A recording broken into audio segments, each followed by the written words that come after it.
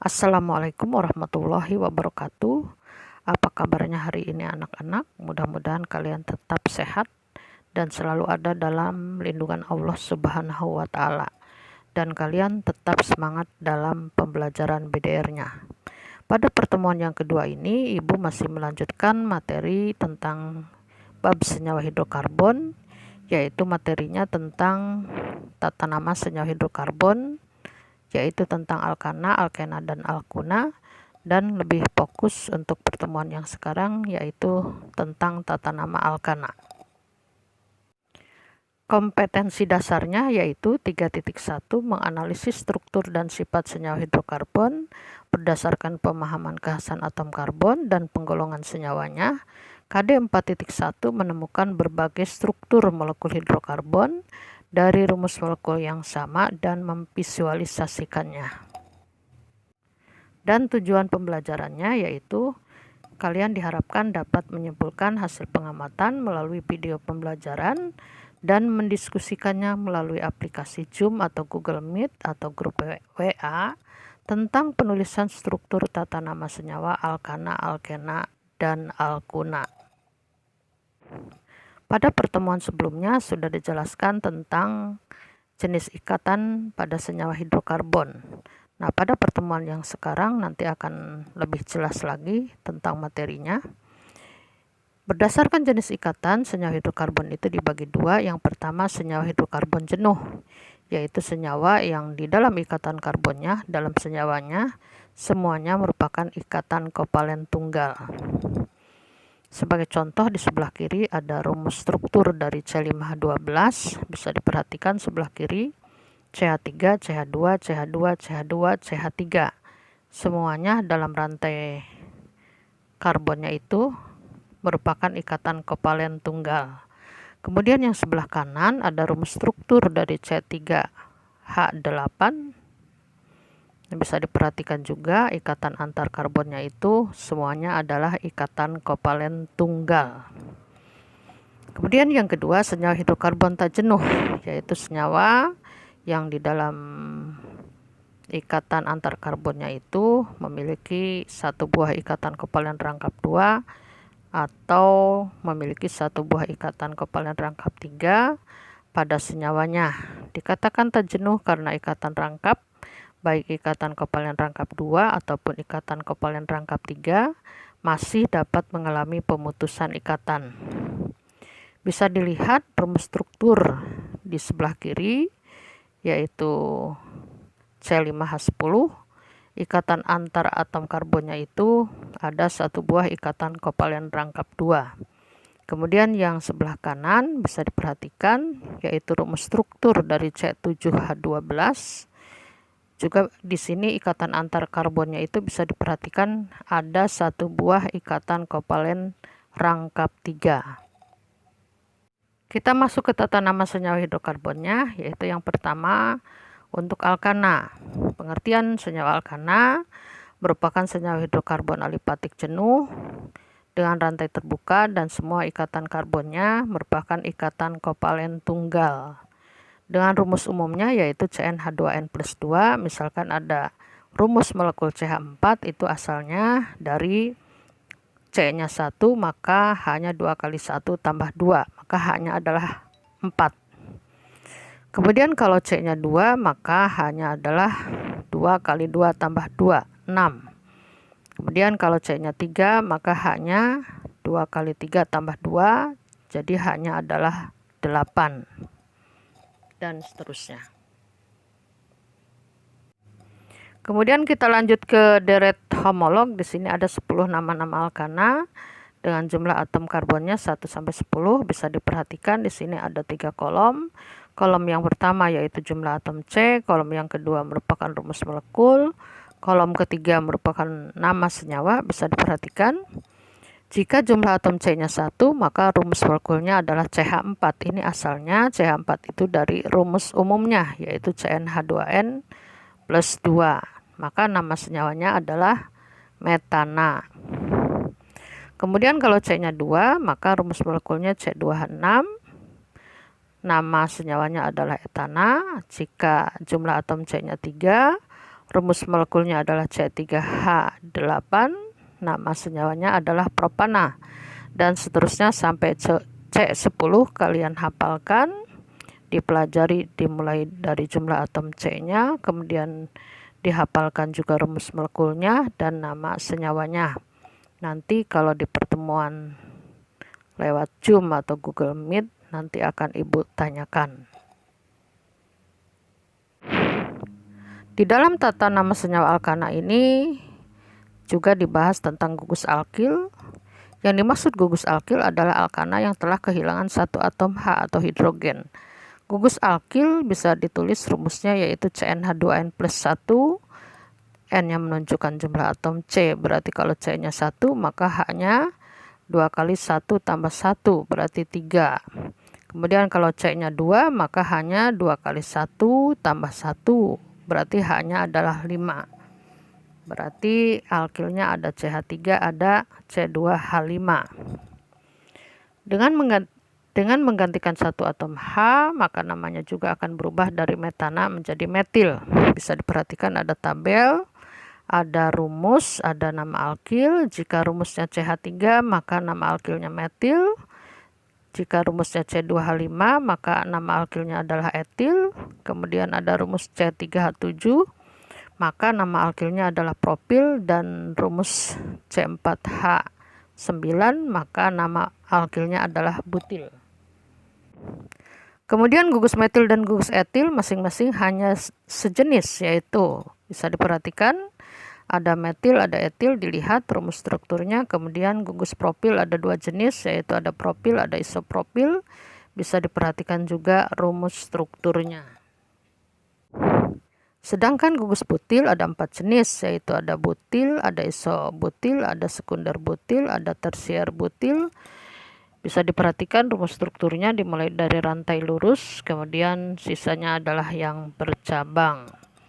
Kita masuk ke materi tata nama alkana. Di sini digunakan aturan IUPACS untuk penamaan alkana bercabang, dan sebelumnya ada aturan penamaan alkana untuk rantai lurus. Misalkan ada CH3, CH2, CH3, maka namanya adalah N-propana. Jadi untuk rantai alkana yang rantai lurus itu diawali dengan N, diikuti nama alkananya. Kemudian ada rumus struktur CH3, CH2, CH2, CH3, maka nama alkananya adalah N-butana. Jadi diberi awalan N, diikuti nama alkana. Diperhatikan untuk aturan penamaan alkana bercabang. Yang pertama, nama alkana bercabang terdiri dari dua bagian, yaitu bagian pertama di bagian depan merupakan nama cabang, kemudian bagian kedua di bagian belakang merupakan nama rantai induk atau rantai utama. Sebagai contoh yang di atas bisa diperhatikan 2-metil butana. Diperhatikan rumus strukturnya, yang atas atau yang di belakang merupakan rantai induk atau rantai utama. Kemudian yang bawah yang jumlah atom C-nya sedikit merupakan cabang atau alkil. Jadi yang rantai utamanya adalah yang CH3, CH2, CH3 itu merupakan rantai utamanya, kemudian cabangnya adalah yang CH3 yang paling bawah. Kemudian yang kedua, rantai induk adalah rantai terpanjang dalam molekul. Bisa diperhatikan sebagai contoh di sini, yang bawah, rumus struktur yang bawah. Bisa diperhatikan yang terpanjang dimulai dari atom C bawah, terus ke atas, kemudian ke kanan. Dan sisanya adalah sebagai cabang atau alkil. Yang sebelah kiri yaitu CH3, CH2 merupakan etil. Dan dari bawah yang kedua yaitu CH3 itu merupakan cabang metil. Bisa diperhatikan.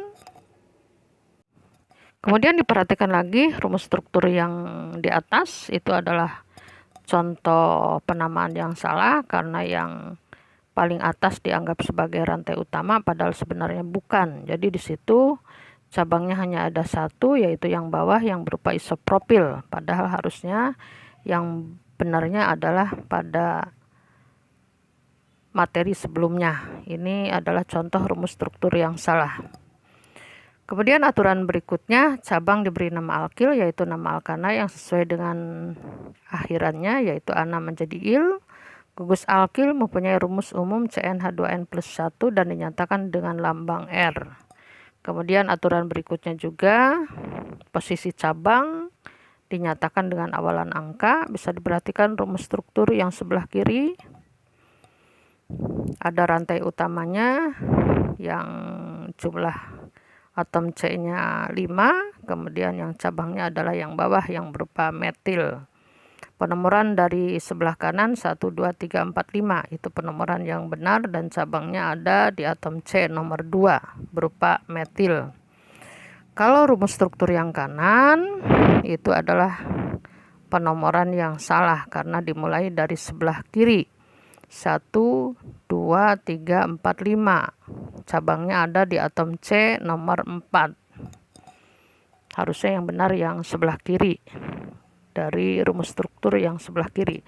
Jadi di penomoran pada senyawa alkana itu dimulai dari atom C ujung pada rantai utama yang paling dekat dengan cabang atau alkil. Kemudian aturan berikutnya, jika terdapat 2 atau lebih cabang yang sama, ini dinyatakan dengan awalan di, tri, tetra, penta, dan seterusnya pada nama cabangnya. Misalkan bisa diperhatikan rumus struktur yang atas. Nah, itu rantai utamanya ada 5, cabangnya di atom C nomor 2 dan 3, penomoran dari sebelah kiri, bukan dari sebelah kanan, karena yang paling dekat dengan cabang itu dari sebelah kiri. 1, 2, 3, 4, 5. Letak cabangnya di nomor 2 dan 3, maka penamaannya 2, 3 dimetil pentana. Jadi penamaannya letak cabang, nama cabang diikuti nama rantai utama pada senyawa alkana. Kemudian rumus struktur yang bawahnya, di situ diperhatikan rantai utamanya ada 6, kemudian cabangnya ada di atom C nomor 2 ada 2, yaitu metil dua-duanya. Kemudian di atom C nomor 3 juga metil, maka ada cabang yang sama, ini ada 3, semuanya metil. Penomoran dari sebelah kiri, penomorannya 1, 2, 3, 4, 5, 6. Maka nama alkananya adalah 2, 2, 3, trimetil heksana.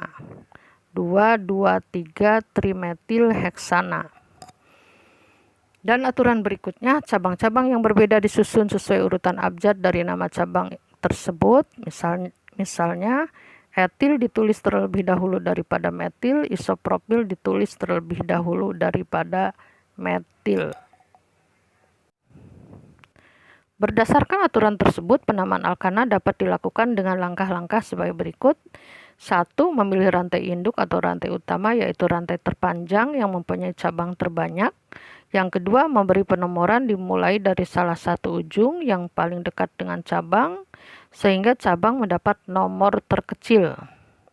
Yang ketiga, menuliskan nama dimulai dengan nama cabang yang disusun menurut abjad, kemudian diakhiri dengan nama rantai induk atau rantai utama.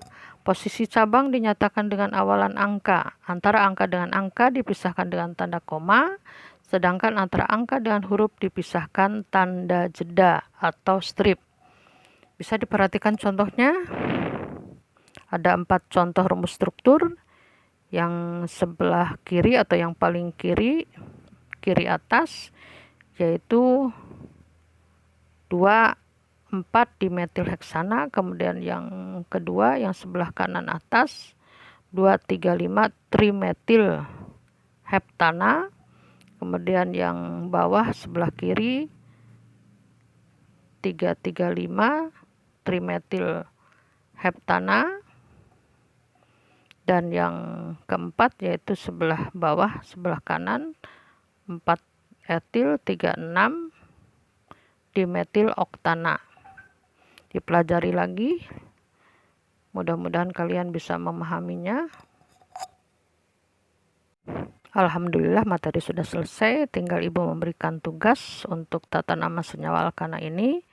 Yang ada 2 tugas di sini. Nomor 1, berilah nama senyawa dari rumus struktur berikut, yaitu dari A dan B. Kemudian nomor 2, tuliskan rumus struktur dari senyawa A dan B.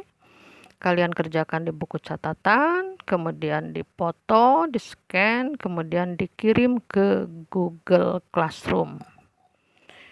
Mudah-mudahan kalian bisa memahami materi yang Ibu sampaikan pada pertemuan yang kedua ini. Dan kalian tetap sehat, tetap semangat dalam pembelajarannya walaupun hanya bisa lewat online.